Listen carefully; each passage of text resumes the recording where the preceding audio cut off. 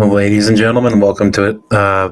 It's a later show today. It's not really my normal scheduled time. So, not sure how many people are going to be in here, but I did want to get on here and kind of cover what happened today. Wasn't much. Actually, it was nothing. Nothing happened.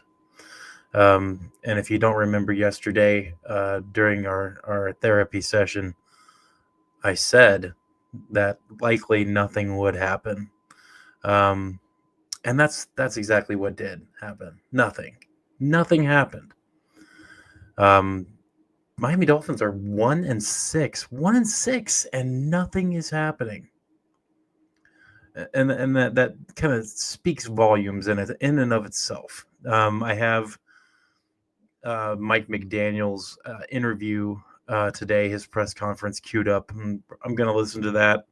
I listened to about the first minute and a half, and then I figured, man, I really should react to this on stream. So I shut it off and pulled it back up, and I'm ready to play that here in a minute. If there is anybody that wants to jump in and give their 2 cents, as always, the link is in the comments. So if you feel like doing that, go right ahead. Whether you agree or disagree with anything I'm saying, please jump in. Tell me why you disagree or why you agree. It's a rough situation to be in here with the Miami Dolphins right now. Certainly nothing that we're not accustomed to, unfortunately. It's a hard thing to be a part of as a fan or a player or a coach or whatever. And you'd like to think or hope that at some point this is going to be too much, that something's going to have to give, right? In that horrible display of a football game yesterday, we saw Tua get taken out of the game. We saw horrible play from every position on the field, and it's not good, right? And we saw how bad it gets when a team gives up, and that's what we saw yesterday. We saw a frustrated team giving up, and now this is the day when a lot of people, including myself, was hoping, even though I said that it wasn't going to happen. I said nothing was going to happen, and nobody's more disappointed that I was right than me. It's disappointing because despite the fact that I knew nothing was going to happen, I was hoping that something would. I was hoping against hope that I would wake up and see something on the internet or YouTube, Twitter, somewhere saying that something was done. At this point, I like I said yesterday, I don't even care what is done. I don't care. Let's just do something. I've talked about it multiple times on here. The definition of insanity is doing the same thing over and over and over again and expecting different results. Well, here we go again. Another week of this. We're going to be playing the Atlanta Falcons on Sunday at 1 p.m. Eastern, and we're going to lose that game. We couldn't beat the Browns, and it's not going to get better for us.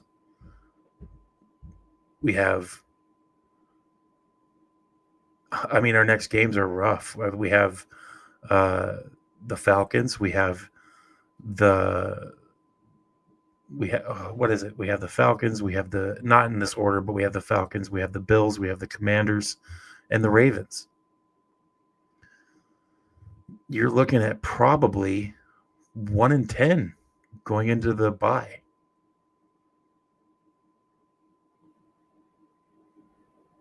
If it sits right with you, then I don't know what to say. I mean, like I said, I'm never going to tell somebody else how to be a fan, and then I know there are fans that are hoping that we lose. And I've said multiple times that I can understand the logic behind wanting that. I know that you're wanting a high draft pick, and thinking that that's going to solve all the problems. But, ladies and gentlemen, no matter what players we add to this team, it's not going to solve the issue. The underlying issues of this team, it won't solve anything. The problem lies in our coaching staff and our front office. More than one problem in each. Until those issues are addressed, expecting players to make magical differences, I mean, that only goes so far. So I'm being very calm discussing this. It's not looking good. I mean, does anybody think that what we have going on here can be fixed by swapping out a quarterback?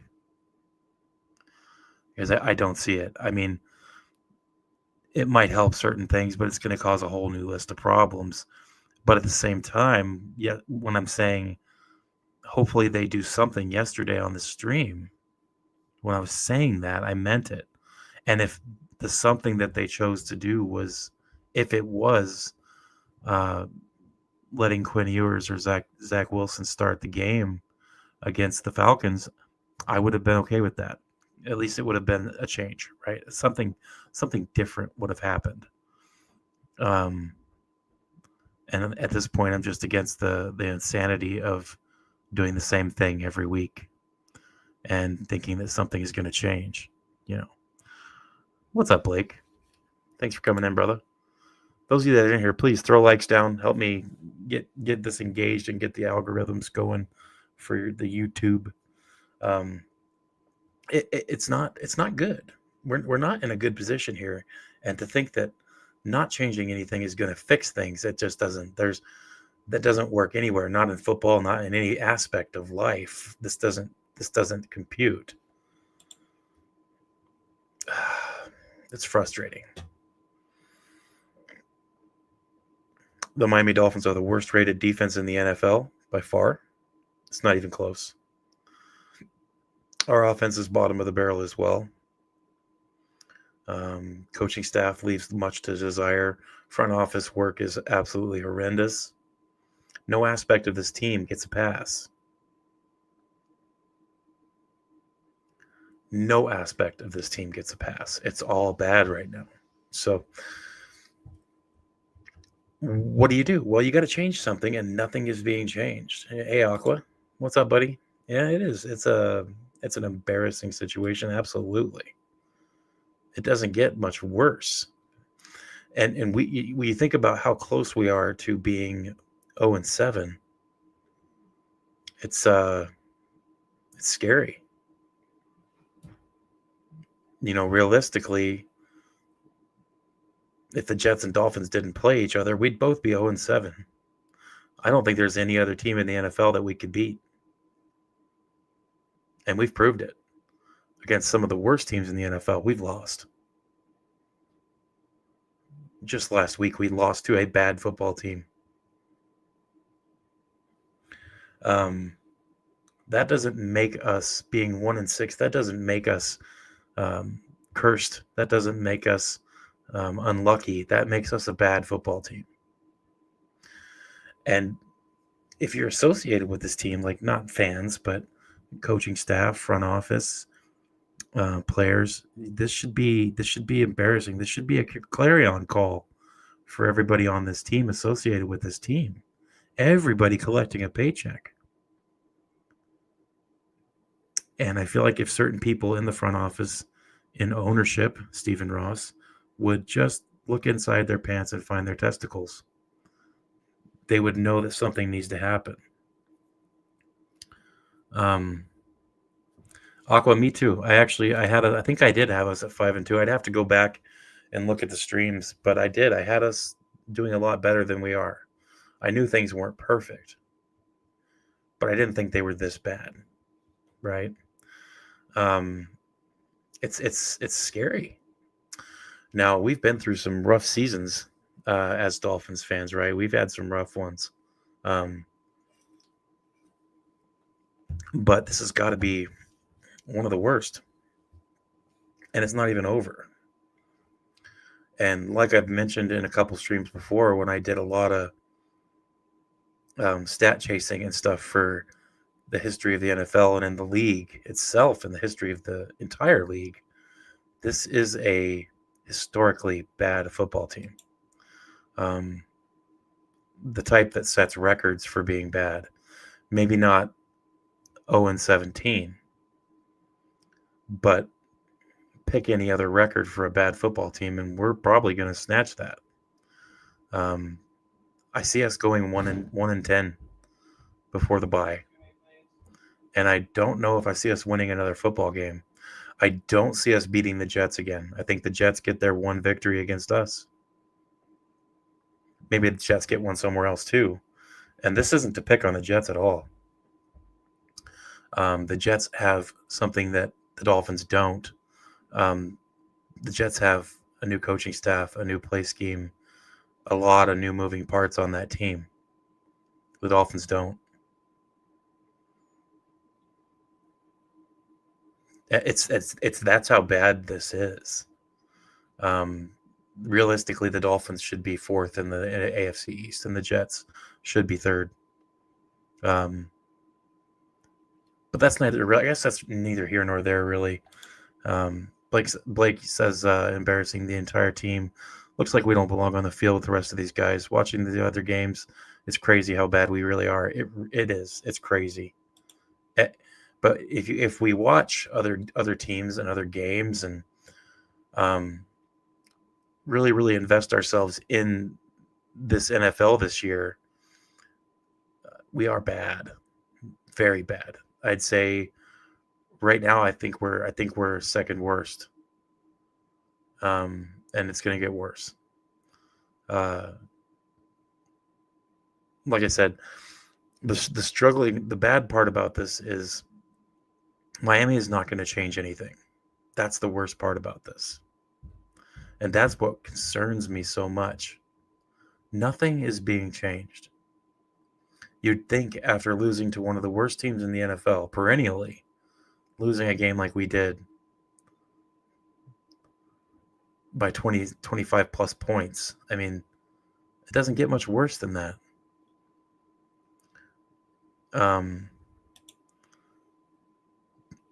Aqua says definitely not perfect, but was way more optimistic before the season started. This is depressing. I agree. Yeah, I was more optimistic before the season started too. Yep, in Atlanta. That's who we got this week coming up. Does anybody think we're going to have a better chance with some of this? Because I don't see it. I mean, I don't think we're going to beat Atlanta. Atlanta's a better team than a lot of people think. And after that, I mean, the Ravens, the Bills, the Commanders, this is not an easy schedule at this point. The Commanders, I mean, I don't know if Jaden Daniels is going to be in the game, but it doesn't really matter. We lose to the Commanders even without him. It doesn't matter if Lamar Jackson is playing for the Ravens. We're going to lose no matter what against the Ravens too.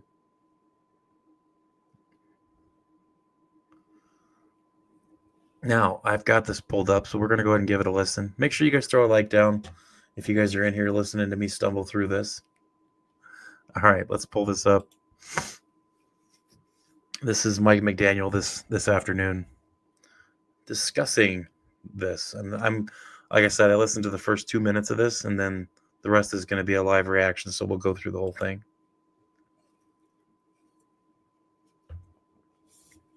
Since we're taught not to assume anything in journalism, and since Tua leads the league in interceptions, I guess we probably should ask you, will he take all the first-team practice snaps this week, and will he be your starter for the next several weeks, barring injury?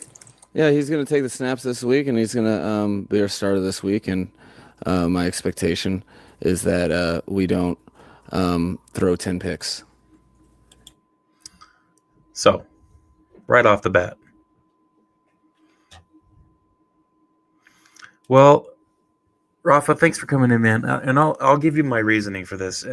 I know, like I said, I know I'm not going to tell other people how to fan, and I understand the logic for wanting a higher draft pick, but the main reason here that I don't want this, I want changes, is number one, this season's pretty much a wash, right? So this is where you start making changes and trying to fix things. You don't want to wait till the off season to do this, right? We don't want that, because then you're putting a lot of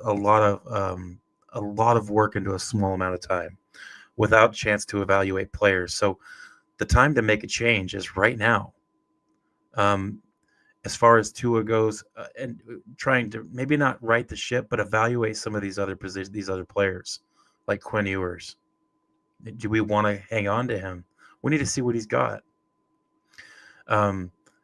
It's plus my theory here is if we have the same people in the office, if we have Chris Greer still and Garfinkel and Mike McDaniel and these people still in the front office and coaching staff, what makes you think that having the number 1 draft is a lock? What makes us think that we're going to have a good pick? I from evidence and from what I've seen, I feel like if we have those same people, they're just going to make a bad pick, or they're going to pick something that we don't really need. So my reasoning is for wanting change now and wanting something to happen is because we can't count on a number 1 pick to make a difference.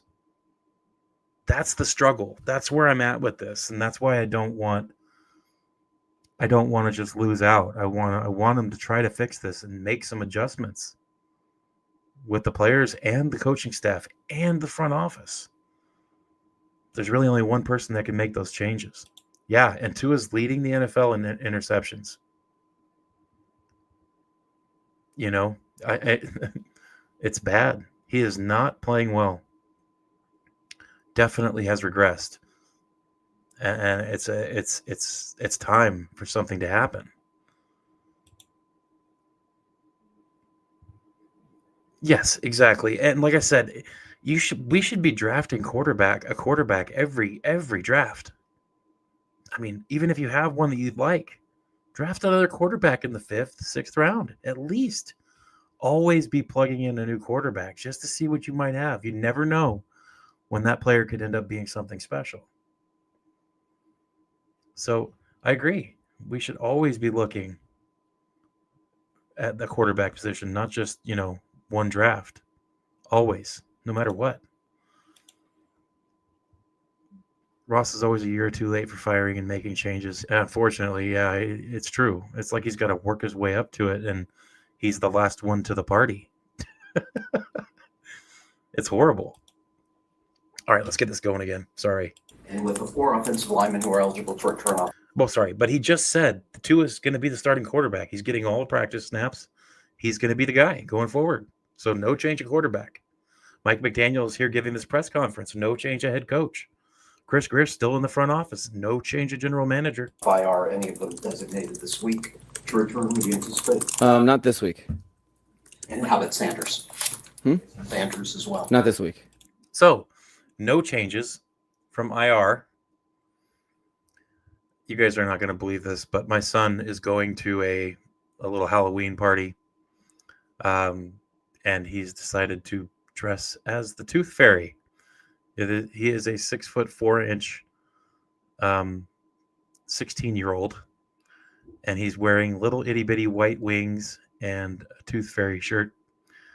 And instead of being the Tooth Fairy, he is Tooth Gary, because he doesn't want to sound like a girl. So he's changed it from Tooth Fairy to Tooth Gary. You can't make this crap up. Anyway, let's get back to this. Do you have any Darren Waller update you can offer us? It was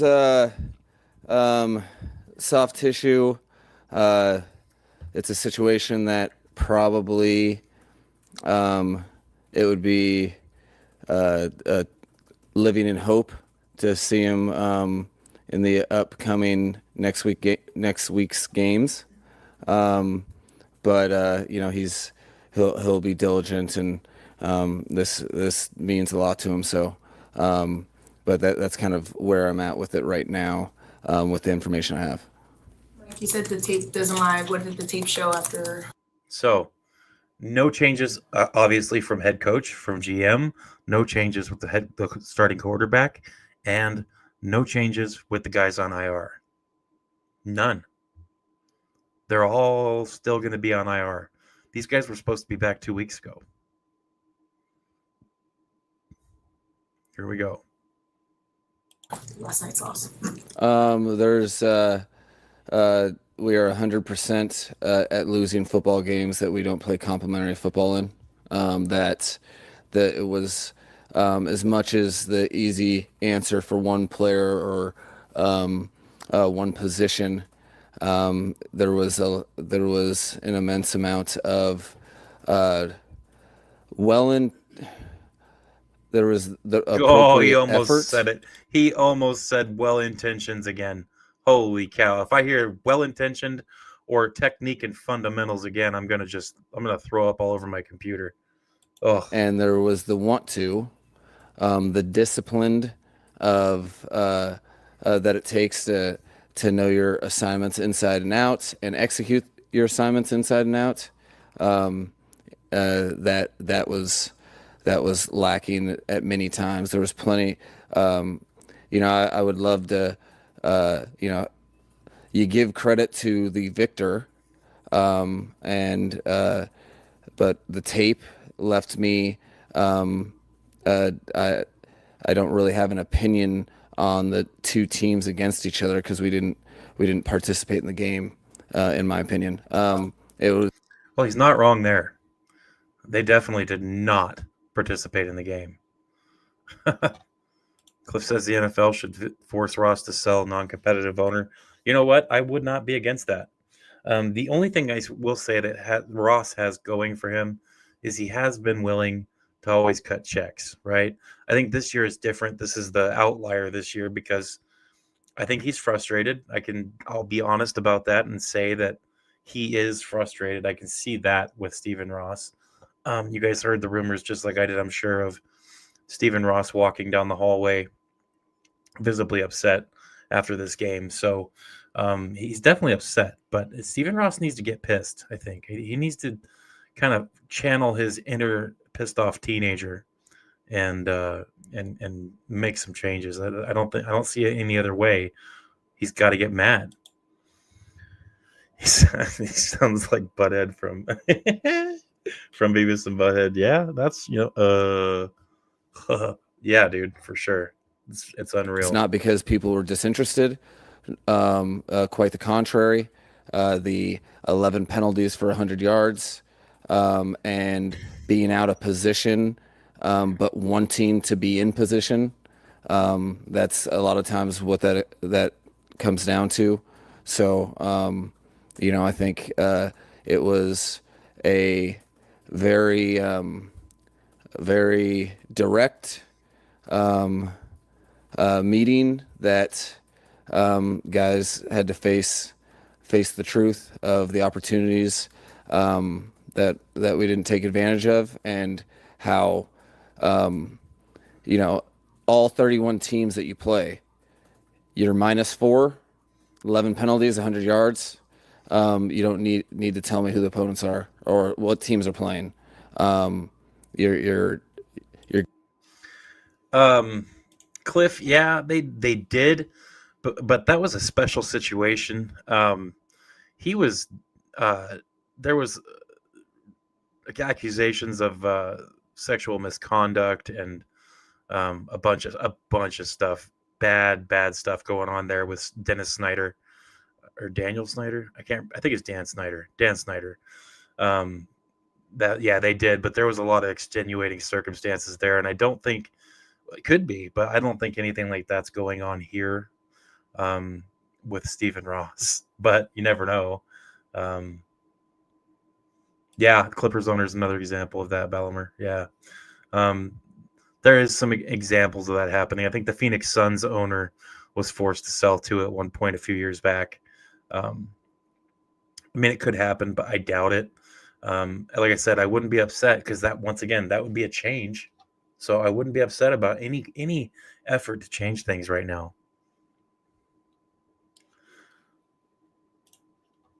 I like Mike's awkward, quirky personality in the beginning, which to be fair, they were winning more, but like this, it just sounds way too often not right for a head coach. Yeah, and that's perspective changes a lot here. We're in a different place, and that lends a whole different viewpoint of our head coach right now. It makes it a lot harder to deal with this. I'm not reading that one out loud, Rafa. Oh my goodness. I freaking love you, dude. Yeah, it's a very big perspective change for sure. Let's get back to this. Sorry, guys. I'm getting Going distracted. to lose that game. So I'm not sure if there's statistics out there that would support it. I'm sure there's something close to it. You don't. That's not how you win football games. And the team had to embrace that reality and hard truth, which is important for all of us. It's not the first time that we've heard the guys wanted to, but they didn't execute. They wanted to do too much in search of making a play instead of doing their actual assignment. In your opinion, why is that continued to be an issue here? Well, I mean, obviously that's where I'm trying to get down to the bottom of. You have a spirited practice week. That's that things occur, and then if it was patternized, I could be in front of it.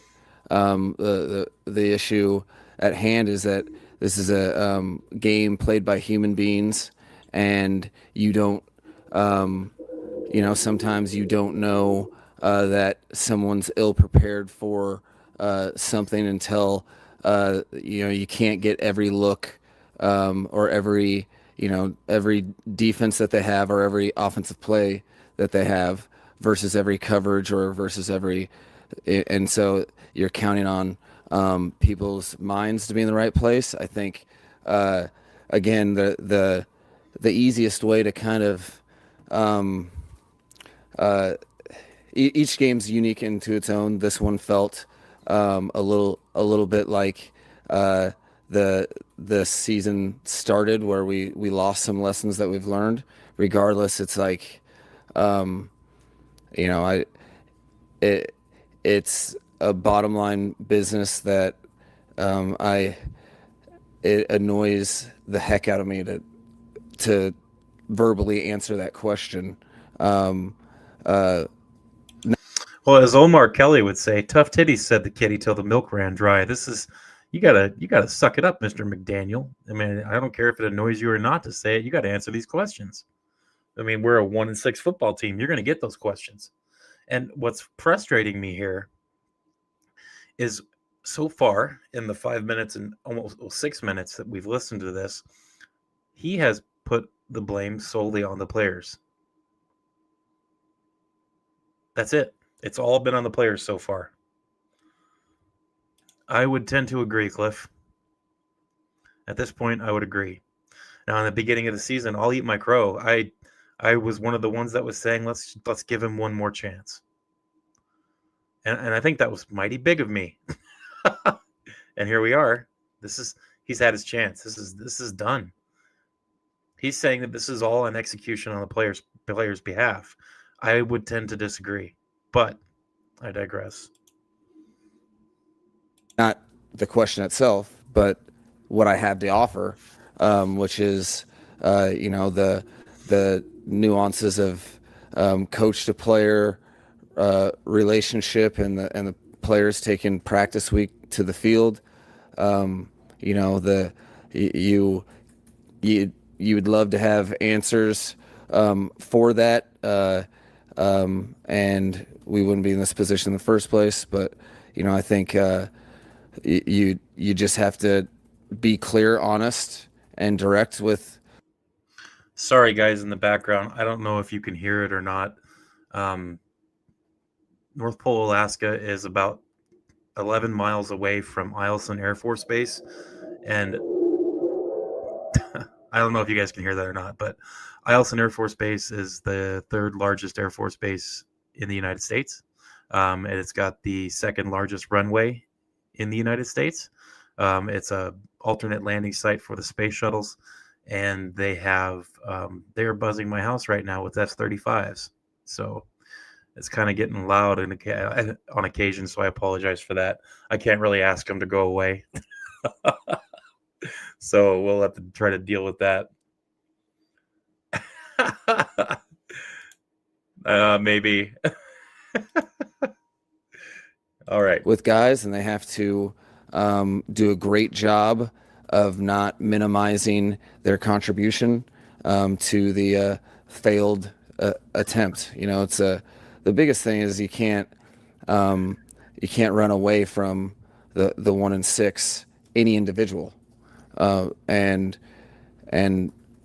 however you think it's playing out, or if you think you're doing your job correctly, and pushing off responsibility to other players, or other positions or other phases, there's you're not going to get the desired result. So the big focus with me for our team this week is that guys get at least 1% better every day at their own jobs, and collectively, the if you care about your football, you care about your teammates' football, you care about all the things that people talk about caring about, we have to do, and I think there's not going to be words that are going to satisfy both the team, organization, fan base.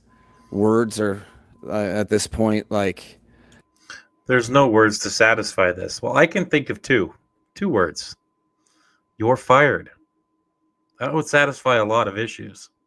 If you guys notice, he said we can't push blame on others for these losses, but that's exactly what Mike McDaniel is doing here, pushing the blame on the players. So I'm not really sure. I'm not really sure what he's doing here. Rafa nailed it. Mike McDaniel goes to his mirror, points, and states, "I'm not stupid. You are." That's kind of what he's doing here.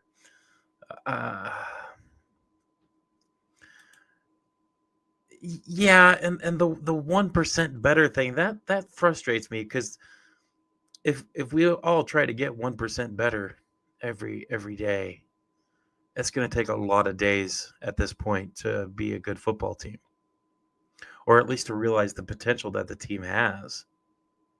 So I think that's stupid what he's saying there. That's just me. I know some people might not agree with me, but I would love to put a muzzle on. Like we need to fix things and fast. And it's everyone, including myself, and starting with me. And You don't you say. move on from there, because we've played one game of complimentary football, and we have one win. Everything else, I don't care at this point the whys. I just want the direct focus and the corrections, and you do that by working, not talking. Mike, after- what will go into the decision each week in the backup quarterback? Are you going to make more of an effort to? Who cares about the With backup conviction, quarterback? I think the coaching staff agreed that Quinn in this particular game gave us the best shot to, if he had to come in, moving forward. The best shot to what? He came in with like 5 minutes left in the game, and we're losing by 20-something points. The best shot to do what? What does Quinn Ewers give us the best shot to do? Is it what you said in the post-game interview, where you said Quinn Ewers gave us the best shot to win? Because I got to be honest, if that's the case, then you were about 10 or 15 minutes too late to the party, buddy. That's unreal. I think we'll have. I don't anticipate it. I'm hoping it's not a week-to-week thing. We will have. It will be competitive this week, and at the end of the week, I'll let you guys know who the backup is, and in the hopes that somebody grabs and takes. But I think you have to be willing to do whatever it takes for your that's the best thing for your team. I was very proud of Zach understanding that this was not a wholesale change. This was for this game, and all things are on the table moving forward in their competition, and we'll settle that on the field and move on from there. When it comes to dissecting games with Tua after a game, how does it work with you guys? Do you guys meet one on? Abel, what's up, man? We're just kind of dissecting this little press conference from Mr. Mike McDaniel today.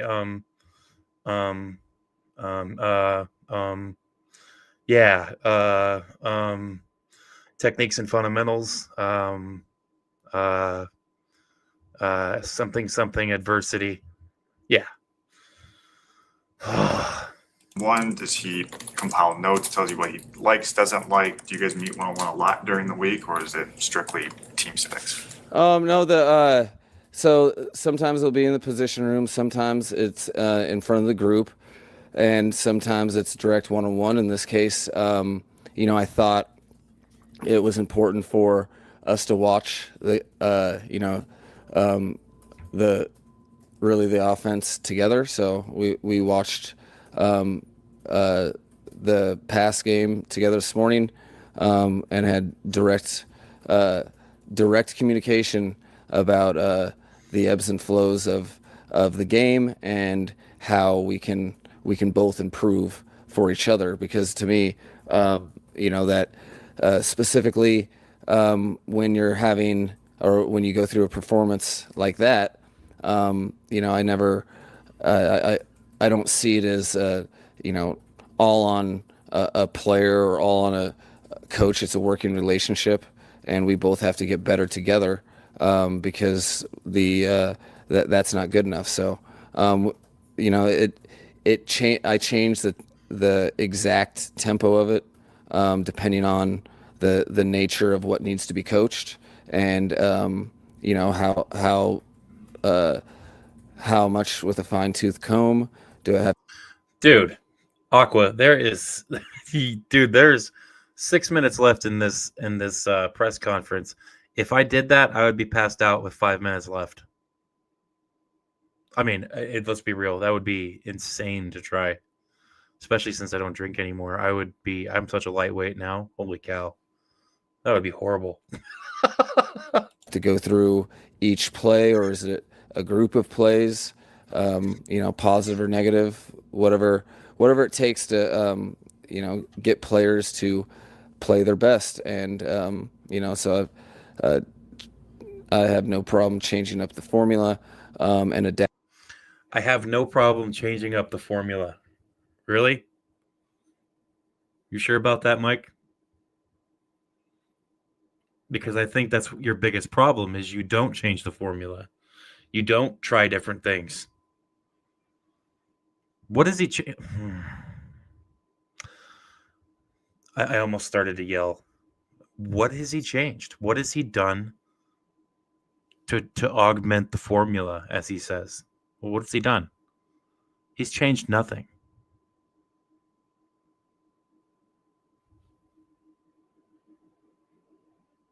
I'm serious. Look into my eyes. Look right here. What has he changed? When? He's changed nothing. Oh boy, oh boy. Apt whenever that's necessary. So probably the third or fourth time that we've done it this year, but it was very important we did it on this game. Mike, obviously you have long-term goals at the start of the season, whether that's postseason, certain number of rushing yards, passing yards, etc. Just when those goals start to become less and less attainable, just how do you keep guys motivated? Well, I think you hope you have the right people that stay motivated, considering we're paid professionals, and we've played 7 games in a guaranteed 17 game season. So, the feelings, the emotions, the whatever expectation, like, who really cares at this point? The idea is that you're right in the heat of games that are very much meaningful to each player, coach, staff member, and organization, and so that there shouldn't be much more motivation than that. That was an embarrassing effort, and so what do you do with an embarrassing effort? You want to get back to work and focus on techniques and fundamentals.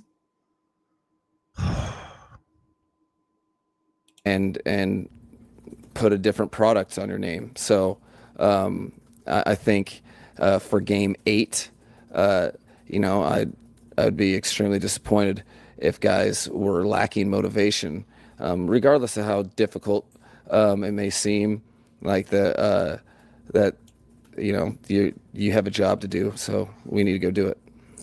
Mike, did you have any discussions with Stephen Ross yesterday when you got back? And then I know you answered this part yesterday after the game, but so much outside noise swirling around about your future and a lot of other people. Just how are you handling all that? And Well, like I said before, I don't really. I have there's a piece of me that's from an integrity standpoint that I just refuse to go into that world of speculation when I'm currently I'm holding the job. I think that's kind of irresponsible. I do recognize, and the hard part is. No, what's irresponsible is 3 years of 0 adjustments. That's irresponsible. What's irresponsible is not holding players accountable when they play like dog crap. That's irresponsible. Maybe if you were concerned about your performance a little bit, then you would perform better. Maybe if these players were a little more concerned that they're going to get benched if they play like dog crap, maybe they would play a little better, a little harder. Just saying. The residual consequences, I think, of other staff members, players, just the uncertainty of that. But at this point, I don't think anybody really is focused on any of that now. You got to focus on winning a game. As far as talking to Mr. Ross, talked to him right after the game, and we talk about the game. And it was there was a lot to talk about within that particular game, that outing. Definitely didn't see it playing out that way. So we talked about that, and then then I came here off the plane. So that's I can't speak on all of the all of the speculative things that aren't real. As far as we're operating, we have a lot of things to focus on, and none of which is speculating on speculation. With some of the pre-snap confusion, I guess how do you fix?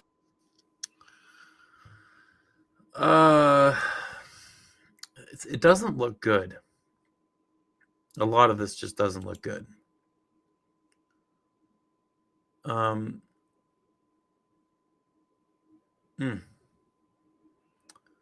It's like a couple media availabilities from today.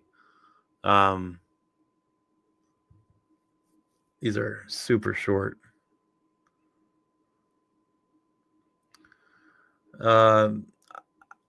Ladies and gentlemen, I don't know what to say. I don't know what to say. You guys don't deserve this as fans. I don't. You don't. We don't. I think the players deserve a better coach. I think the coaching staff deserves a better general manager.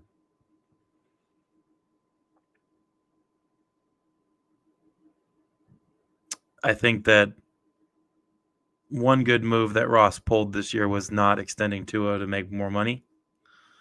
I think that Tua needs to go. I think Mike McDaniel needs to go, obviously.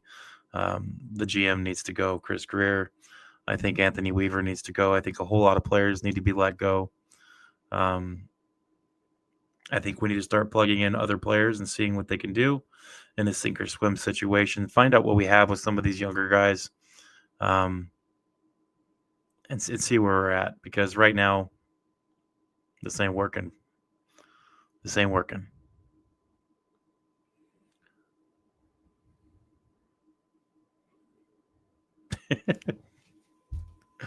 Oh my goodness.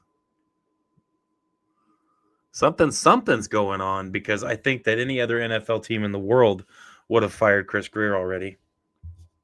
And I think that the fact that he's not been fired by Stephen Ross tells me an awful lot about this whole situation. I don't know if it has to do with the Brian Flores lawsuit. I don't know if it has to do with that or not, but it certainly seems like Chris Greer has an ace of spades in his shirt sleeve, and I don't know what that is. I think eventually we're going to find out about all this, whatever is going on, whatever the reason is for Chris Greer still having a stranglehold on this team and having his grubby little fingers all over our draft picks and our decision making for this squad. I think that is the penultimate identifier of a bad team is a bad general manager, and I think that this has got that written all over it. I'm telling you, if we would just get rid of the general manager and plug somebody else in and let them just have their way, give them carte blanche. Do what you want to do, man. Come on in here. This is your new office. It used to belong to a loser. Have it done up any way you want. Make yourselves comfortable. Go ahead and start evaluating this team for the rest of the season. It's a blank slate. Whatever you change now is just evaluatory. So that means, it's just evaluations. So change what you want, see what you have on this team, and then change everything you want from there. You'll have the entire offseason to mold this team exactly how you want. Make the decision on every player, every coach, everything.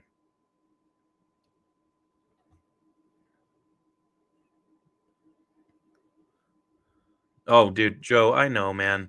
And that's what I said yesterday on my stream, that none of this is going to change. It sucks because we all know it needs to happen, right? Everybody knows. Not just Dolphins fans either. Everybody knows the things that need to happen. And it's just not. Do it to the Bills. Do it to the Bills. Come on. Do it to the Bills. Keep it AFC East. Man.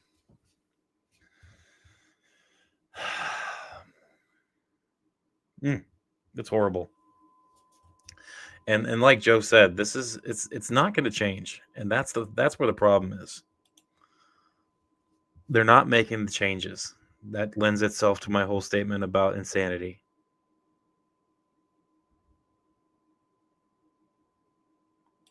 Yeah. Yep. It's unreal. That's what I mean. Everybody knows what needs to happen here. Everybody knows what the logical first step is.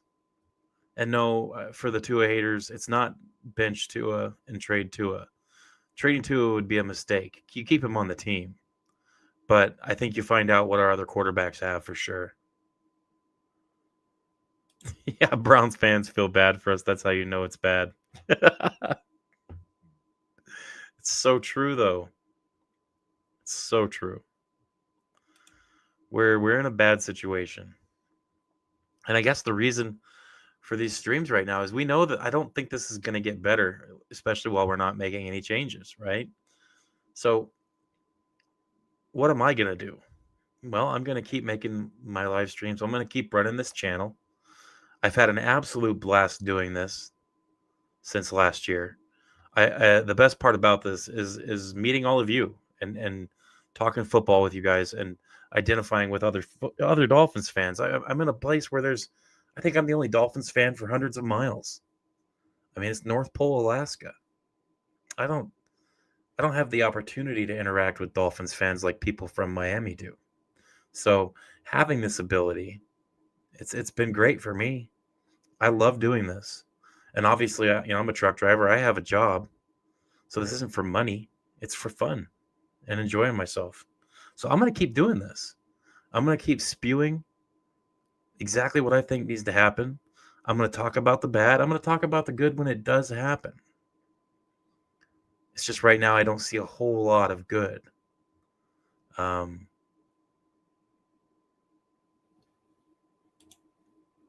how does a good team regress? Coaching, I want Ron Burgundy for offensive coordinator. Oh, man.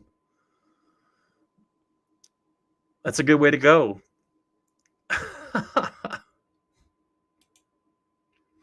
It's hard right now.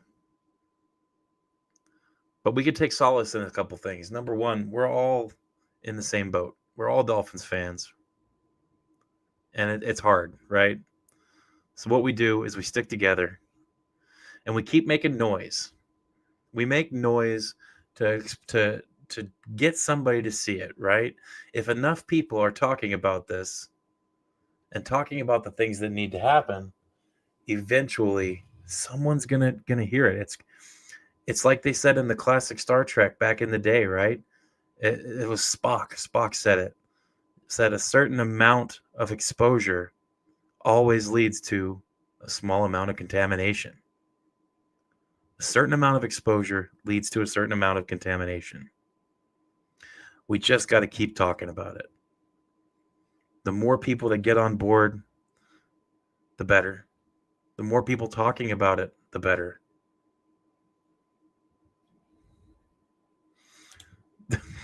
The Miami Dolphins had me in a glass box of emotions. I want to join Baxter and eat a block of cheese. In your apartment that smells of rich mahogany. I agree. That would be number one. That would be awesome because then I'd actually get to watch some football. Obviously, we don't have a football team up here. We used to have a semi-pro team, the Fairbanks Grizzlies. I actually got an invite to play for them. Unfortunately, I had some major surgeries going on at the time, so never got to play. But I still have the letter for the invite to come play. $250 a game to play. So it was paid. It was indoor. It was arena football. It's pretty cool, fun to watch. But yeah, I never got to do it. That would be awesome if the Dolphins came up here. But man, they would be cold.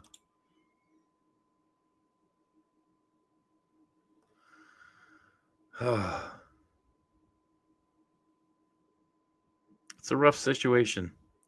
If they go, maybe the team won't come back and we can get a better team in a supplemental draft. Yeah, but if that's the case, then they're going to be stuck here.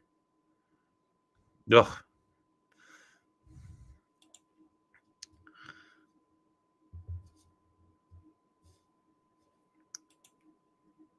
Sugar Skulls. What is that? What is that?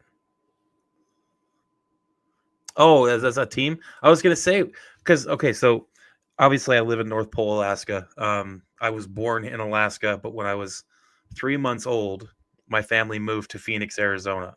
And that's where I grew up. I lived there until I was 13 years old. Then we moved back up here. So that time that I spent in Arizona, we used to always go to Rattlers games. That was where, at America West Arena and the Coliseum too. They played there for a while, I think, too, in the beginning of arena football. But yeah, that's the Rattlers was who I used to go watch. I used to love Rattlers games. That was fun. That's funny you said that. Sugar Skulls must be the new team. I had no idea. That's sad because the Rattlers won a world championship. Two of them, I think. I'm not positive. I know they won one. Crazy. Yeah. Oh, dude. Take that 10 below and change that to about 50 to 55 below because we get a couple cold days up here in the winter. I've got a picture floating around here somewhere of one day last winter where it was 52 below. and me and my family went out and stripped down into our skivvies and took a picture together underneath a big old sign that said the temperature. I do. I do. And the Phoenix Roadrunners. That was the other minor league baseball team they had there that would play, the semi-pro team. I used to go to Roadrunners games all the time, and I went to a couple Toros games too. But yeah, and I don't think the Roadrunners are a team anymore. I think it's something else now. But yeah.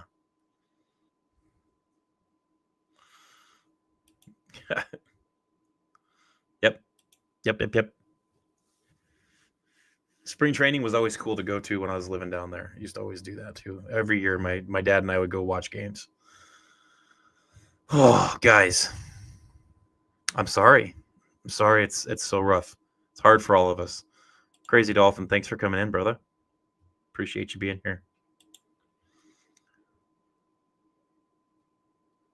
Torrey Hunter played for the Toros? Really? I don't remember that.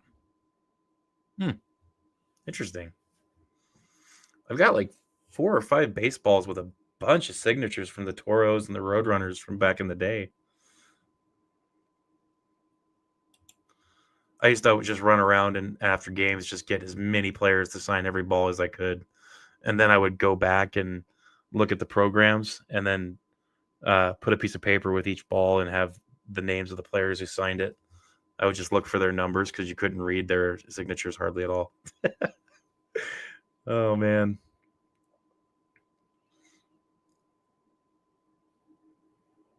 That is one sport that I just don't watch a lot of. I don't know. Maybe I should start watching a little bit of it. I don't watch Major League Soccer very much.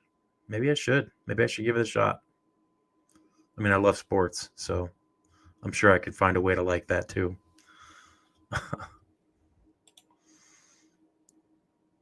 Yep. That's the thing. Like you never had to go far. Like it was just always there, Like they were always just kind of walking around with everybody else. Security was like so slow, so low. Like I remember games like specifically at Toros games and at Roadrunners games where I would just go walk to the side of the bullpen or the side of the dugout and just kind of stick my head around and be like, "Hey guys, would you sign this ball?" And they would pass it down the entire, the entire dugout and then pass it back to me. And sometimes they'd throw you a hat or, or whatever. And it's kind of funny. Like I'm old now. I have a daughter, and we have a collegiate summer league team here, the Alaska Gold Panthers, and a lot of famous players have played for the Gold Panthers. Barry Bonds when he was in college, Jason Giambi, Dave Winfield, all these famous Hall of Fame baseball players. They all played for the Gold Panthers up here in Alaska during the summer. And I think now that my daughter is going to these baseball games with me, it's really cool because she does the same stuff that I used to do.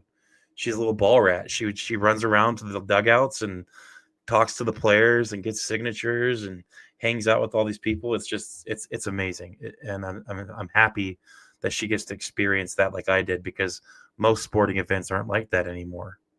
It's a more down home feeling. Bondito says, "Can next year be better with change?"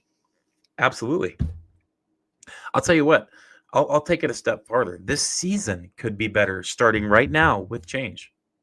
Would the record be much better? I mean, I don't know about records. I'm not worried about that, but this could be a whole lot better situation if there was just some change. And like I said, at this point, I don't care what the change is. I don't. We just need something to change. I know what the most logical thing is to have change start and the best way to do it. And I think most of us can agree. The absolute best thing we could have change to start, the first change, if we changed the general manager, if we fired our general manager, got somebody else plugged in, and gave him the rest of the season to evaluate players, that would be the first most effective change. But we know that it's not going to happen, right? We know that's not going to happen, but it should. And if that's not going to happen, give us something. Give us some change, please. Even if it's something as small as Mike McDaniel actually holding people accountable on his team, even if it's something as small as letting Quinn Ewers play a little bit. For those of you that love Tua, I'm not even saying kick Tua off the team. I'm just saying let's see what we have in the rook. Let's see if Zach Wilson is worth hanging on to for another $3 million next year. Let's see. Let's make some kind of change. Change something.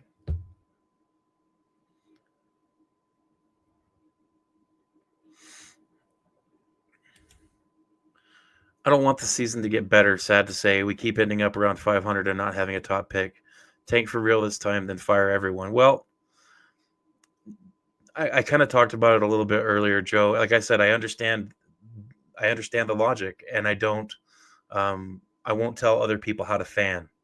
But I don't think that going for the top pick is necessarily a lock for success. I don't. I think evaluation for the rest of the season is the most important thing.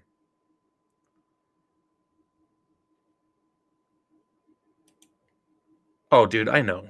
Like I said in my previous streams, if I had it my way, I said we would be the first NFL team to cut or fire our general manager, our head coach, our defensive coordinator, and our quarterback all in one week.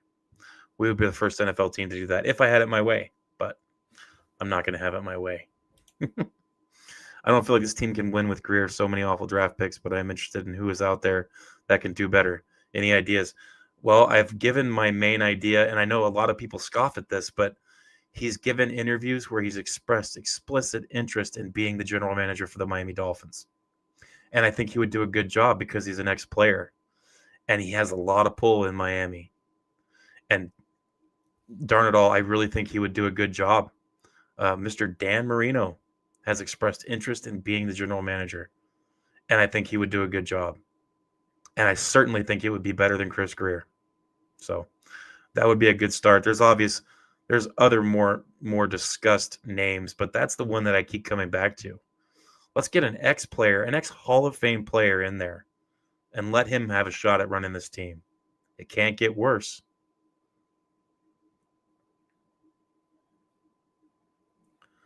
No, he's still an advisor. I can't remember what the position is. I wouldn't really disagree with that either. Yeah, and Bondito, the hard part about this for me, and like I said, I'll eat my crow when I'm wrong about stuff. I have no qualms doing that. The whole thing with this year's draft picks, especially the first two, Jonas Vainaya and Kenneth Grant, when we made those picks, I was actually excited. I was happy. I was like, man, this is going to be good. I was wrong. They are not panning out the way I thought they would. Now, granted, this is their first year, and it's been 7 games. So I'm not saying that they're trash and they're never going to be good. Sometimes those, let's be real, they call it not a non-skill position, but it's not a non-skill position. One of the hardest positions to learn to play is defensive line and offensive line. Those are very difficult to make the transition from college to NFL. So I would like to see them have a little more success than they've had, show a little more growth than we've seen from them for sure. But at the same time, as far as Jonas Vainaya goes, he's being put in a really ill-advised position. That's the problem with that. I feel like the main problem with Jonah is that the coaches have failed him. They have put him in a position that he's not used to playing. It's not necessarily guard, tackle, center positions. It's left or right. That makes a huge difference on the offensive line. A big difference. I've done videos explaining it, so I'm not going to get into it too much, but trust me when I say the hardest thing a lineman can do is switch from the left to the right side. It's so hard. I've got a lot of experience doing that in my career in high school and college, and the hardest thing is going from left side to right side. is so difficult, especially if you want to be on your game and you want to do it right. You've got to change everything. So it's difficult. And I will say that for Jonah. And I think that he would be doing a lot better if he was on the proper side of the line. But for whatever reason, they insist on keeping him on the wrong side. So it's just frustrating.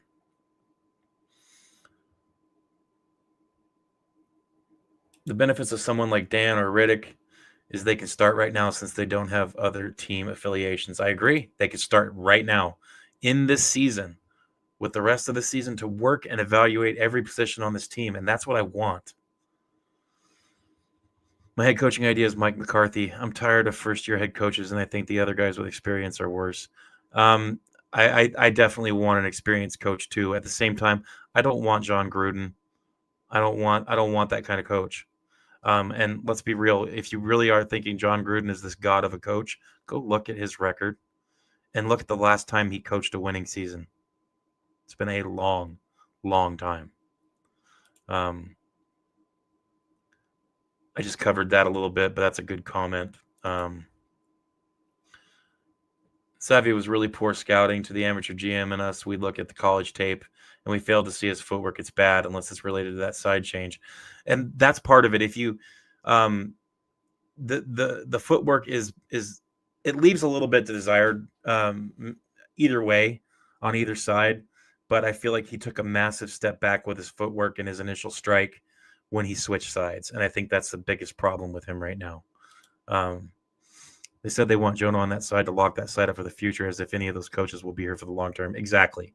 That's why when Barry gave that reasoning, I was like, you got to be kidding me. And Frank Smith said it too. It's like you guys are missing the big point here.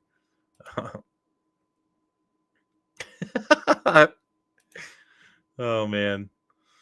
Yeah, Gruden would be a mistake. I'm glad that most people seem to agree with that. You get a lot of people on X and Facebook and everywhere else saying Gruden, and it's like, guys, just do a little bit of research before you start screaming the first famous name you can think of. He's much better on YouTube, and I love his YouTube channel. I enjoy it greatly, but I don't think he's the best option for a coach, for sure. I have a lot of Cowboy fan friends as I've lived in the DFW area. They think it's hilarious that the Dolphin fan base wants McCarthy. No disrespect to the poster above. You know, I will say this. Sometimes coaches, players, they just need a change of location, right? They need a change of scenery, and things can change. It very well could be that way for McCarthy. I don't know for sure. I'd have to do a little more research. I do feel like he kind of got the Jerry Jones screwball on his way out the door. So I don't know how much I believe that he's a horrible coach, but I digress. I want someone similar to Flores. I only see 3 head coaches: John Rivera, John Gruden, and Rex Ryan. So out of those 3, I would definitely say Ron Rivera would be my pick out of those 3. I think Rex Ryan is a douchebag. And like I said, he's in the same boat as John Gruden. Yes, Rex Ryan took the Jets to 2 championship games. He's also scores under 500 for his time coaching. I do not think that Rex Ryan is a good coach. I think he wears people out. So I'd side with Ron Rivera out of those 3 for sure. The one coach without NFL experience I was high on was Kurt Signetti. He has JJ vibes, but Indiana did good locking him into a mega deal. Yeah, that's an interesting thought. I'm gonna have to do a little more research on that before I comment too deeply on it. I do think that's interesting. I'm gonna have to write that down. Thank you for that. That gives me something to look into. Oh, I'm a football freak.